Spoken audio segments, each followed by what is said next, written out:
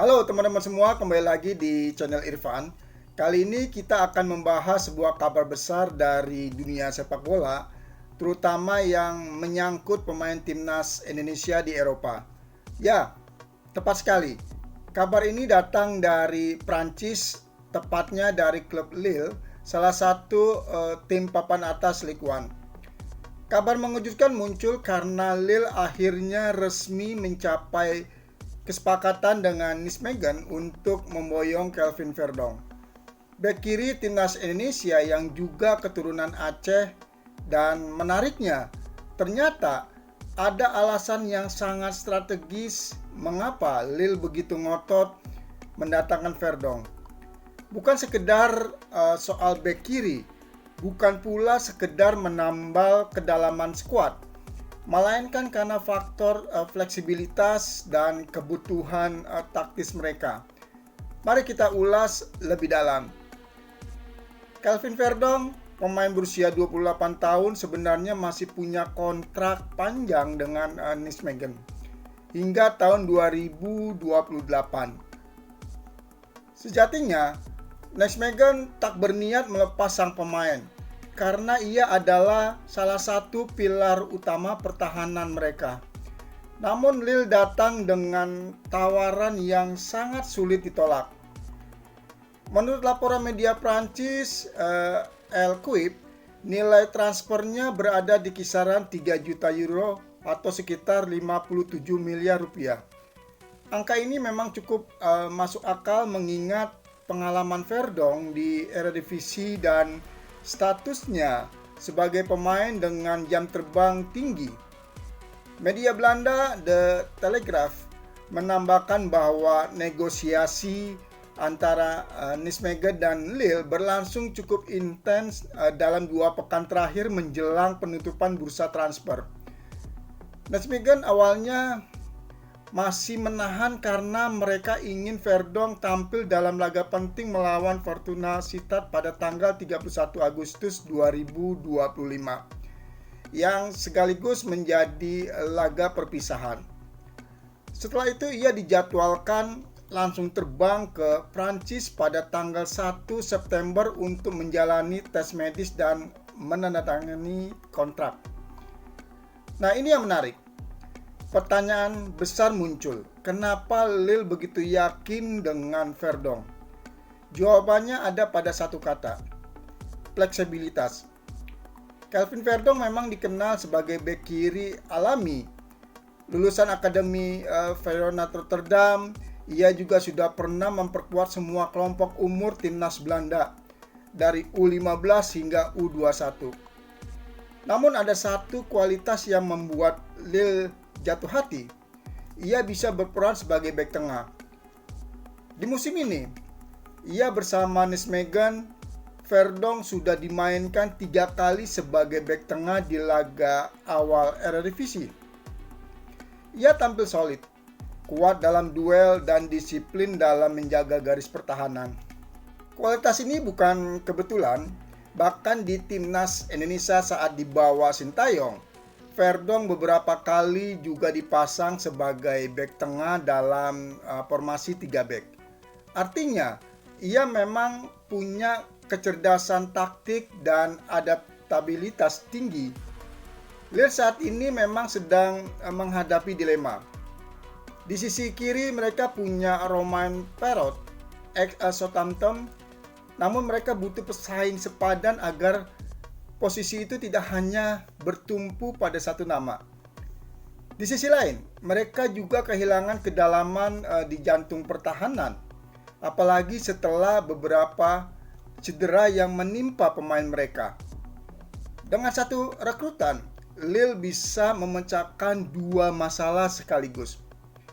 Inilah yang oleh L'Equipe disebut sebagai transfer yang efisien.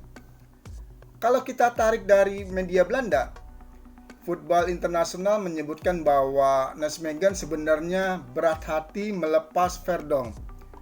Pelatih mereka, Roger Meyer, mengatakan Kelvin adalah salah satu pemain yang paling konsisten dalam skuad kami. Ia bisa bermain di beberapa posisi dan itu membuatnya sangat berharga.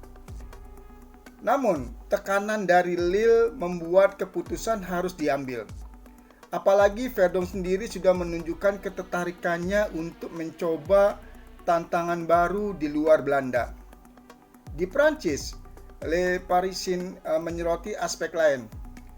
Usia Verdon yang matang, 28 tahun, dianggap pas untuk memberikan kestabilan di lini belakang Lille.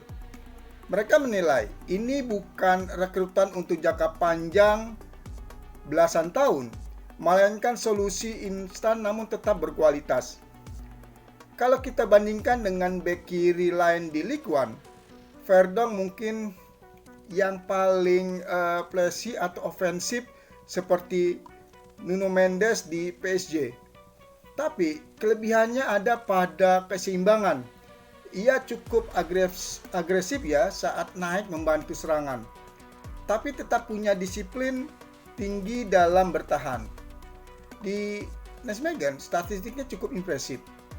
Berdasarkan data dari WhoScored, musim lalu ia mencatat rata-rata 2,1 tackle sukses per laga, 1,6 intercept, dan 3,4 sapuan per pertandingan.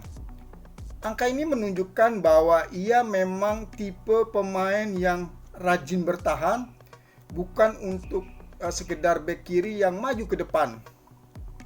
Nah, kalau kita bicara soal timnas Indonesia, kepindahan ini jelas membawa dampak positif. Bermain di Ligue 1 yang notabene salah satu liga terbaik di Eropa akan meningkatkan level permainan Verdon. Bayangkan, ia akan menghadapi lawan-lawan seperti Kylian Mbappe, Ousmane Dembélé, atau bahkan pemain top lain yang dari Lyon dan Marseille. Pengalaman ini tentu akan mengasah kualitas bertahannya yang pada akhirnya bisa ia bawa ke timnas Indonesia. Media Indonesia sendiri menyambut gembira kabar ini karena artinya semakin banyak pemain keturunan yang tampil di level Eropa yang tinggi. Jadi, bisa kita simpulkan bahwa kepindahan Kelvin Verdon ke Lille bukan hanya soal transfer biasa. Ada alasan strategis yang sangat jelas. Fleksibilitasnya di dua posisi penting, kebutuhan mendesak, dan pengalaman matang Verdon di Eredivisie. Transfer ini disebut oleh media Prancis sebagai langkah efisien dan oleh media Belanda sebagai kehilangan besar bagi Nijmegen. Tapi bagi Verdon, ini adalah langkah maju yang mungkin menjadi puncak karirnya di Eropa. Itulah tadi pembahasan lengkap mengenai alasan Lille begitu ngotot mendatangkan Kelvin Verdon dari Nijmegen. Sebuah transfer yang bukan hanya membawa dampak untuk klub, tapi juga untuk timnas Indonesia. Kalau menurut teman-teman, apakah Verdon akan langsung menjadi starter di Lille? Atau ia justru akan lebih banyak bersaing ketat dulu dengan pemain lain?